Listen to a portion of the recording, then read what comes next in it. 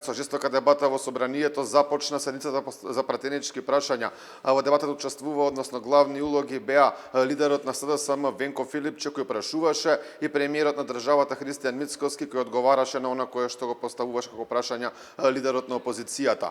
Темата на која што прашуваше Филипче беше 2 години од работата на македонската влада. Велики дека ветувале мет и млеко, дека многу било ветувано пред 2 години во самото експозе на премиерот, но дека сепак ништо не било исполнето. Од Филипче можевме да слушнеме веќе слушнати фрази од партиските говорници дека владата не исполнила ништо, дека младите се селувале, дека не растеле платите, немало помош за земјоделците. На овие тези на Венко Филипче кој е виновен и прашањето кој е виновен што не била исполнета програмата на владата одговараше премиерот Христијан Мицкоски кој кажа дека покрај тоа што состојбите се подобруваат последниве 2 години, тие сепак пред 2 години наследеле многу тешка ситуација во државата која била оставена од власта предводена од СДСМ и ДОИ.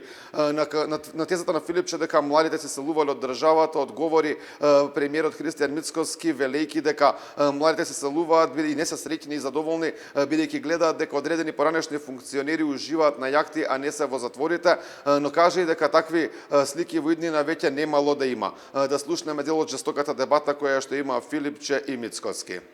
Една голема нула за реформи, за зголемување на платите, за мерки за младите, за поддршка на земјоделците, нула за европскиот пат.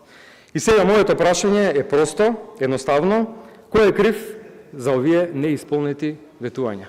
Имаме проблем и се обидуваме од петни жили да го решиме проблемот и покрај тоа што имаме квинслинзи дома, кои што се обидуваат од внатре да ги нарушат позициите на оваа влада, кој е виновен?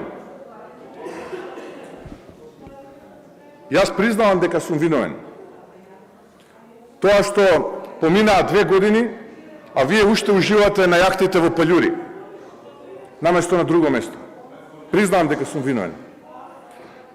Но исто така, еве ви ветувам, ве гледам во очи, ви ветувам, дека нема повеќе да ги разочаруваме македонските граѓани да гледаат слики како поранешни функционери уживаат на јахти и во мелосот на Хариџиновиќ.